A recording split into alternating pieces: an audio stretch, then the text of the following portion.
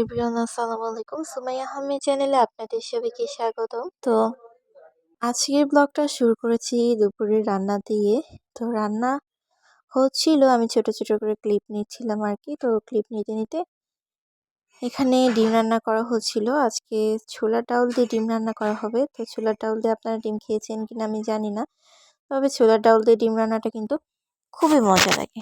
এখানে সমস্ত পেঁয়াজটা খুব সুন্দর করে ভেজে হলুদের গুঁড়া, মরিচের গুঁড়া, আদা রসুন বাটা, ধনিয়া জিরের গুঁড়া সব কিছু দিয়ে খুব সুন্দর করে কষায় নিয়ে একটু সময় নিয়ে আস্তে আস্তে কষায় কষায় আমি না, আমাদের বাসার সবাই আর কি রান্নাটা খুব সুন্দর করে কষায় কষায় নিয়ে করে। এতে করে তরকারির স্বাদটাও কিন্তু সুন্দর হয় এবং নরম হয় তরকারিটা আর কি। তো এখানে সমস্ত মশলা দিয়ে আগের থেকে যে বুটের ডালটা সিদ্ধ করে রাখা হয়েছিল ওইটা আর কি এর মধ্যে দিয়ে আবার একটু সুন্দর করে কষায় কষায় নিয়ে একটু অনেক সময় ধরে একটু কষিয়ে নিয়ে যখন এটা একটু মাখা মাখা হয়ে আসবে তখন এর মধ্যে আর কি ডিম দিয়ে দেওয়া হবে। তো এই যে দেখেন, এটা কিন্তু খুব সুন্দর করে মাখা মাখা করে যখন মাখা মাখা হয়ে আসবে তখন এর মধ্যে ডিম দিয়ে দেওয়া হবে একটা একটা করে। তো আর কি ডিম একটু বেশি করেই নেওয়া হয়েছিল, এখানে 7-8টা ডিম নেওয়া হয়েছিল, যাতে দেখা যাচ্ছে সবকিছু আমাদের একটু বেশি বেশি করে রান্না করা হয়। কেউ একটার বেশি 2টা চাইলে খাইতে পারবে, কোনো সমস্যা নাই। আর বাঁচলে দেখা যায় ওইটা রাতে আর সাথে কিছু করলে হয়ে যায়। তো এই যে দেখেন ডিম কিন্তু একদম রেডি, কি সুন্দর জমা হয়ে একদম মানে মনে হচ্ছে সুন্দর হয়ে রয়েছে। তো এই ডিমটা কিন্তু খুবই স্বাদ লাগে। ছোলার ডাল দিয়ে যারা ডিম রান্না করে খাননি একবার হলেও ট্রাই করে দেখতে পারেন। আর ছিল আলু ভাজি, আলু ভাজিটা কিন্তু সকালে করা হয়েছিল। তো ওইটা ছিল সাথে। তো এত কিছু সব কিছু রান্না করার পরে কিন্তু আমার খালামণি আমাদের জন্য আবার লাঞ্চ নিয়ে এসেছিল। এখানে ছোট মাছ রান্না নিয়ে এসেছিল, তারপর হচ্ছে মুরগি রান্না করে নিয়ে এসেছিল, ভাত পর্যন্ত রান্না করে নিয়ে এসেছিল। যদিও বা আমাদের সব কিছু রান্না কমপ্লিট হয়ে গিয়েছিল তারপরেও তো এই দিয়ে আর কি আমরা লাঞ্চটা সেরে নিয়েছি। এরপর একটু চাউমিন রান্না করে নিলাম আমি বিকালে নাস্তা করার জন্য।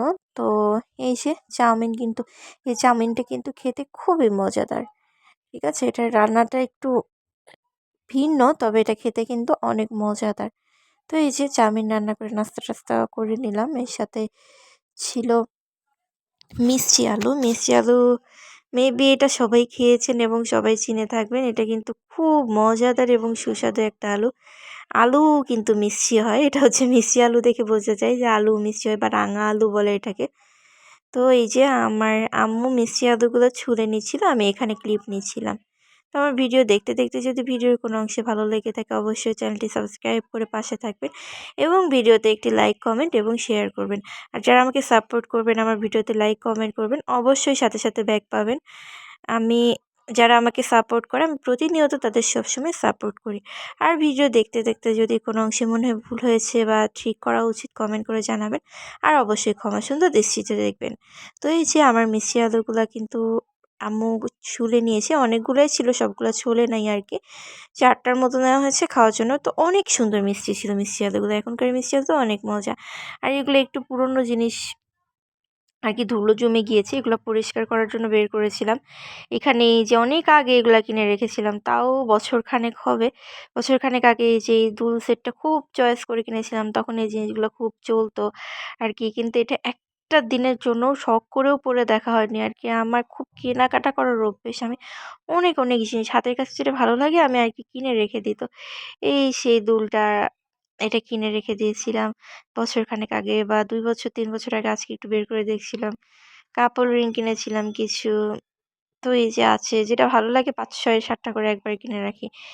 সেই যে কিছু কাঁচের চুড়ি, এই যে দেখেন কাঁচের চুড়ির এক সেট, তারপর স্টিলের চুড়ি, প্লাস্টিকের চুড়ি। তো জিনিসগুলা দেখছিলাম বের করে আর কি। এখন সব ময়লাও জমে গেছে অনেক, পরিষ্কার করে রেখে দিলাম। তো ভাবলাম যে আপনাদের সাথেও একটু শেয়ার করি।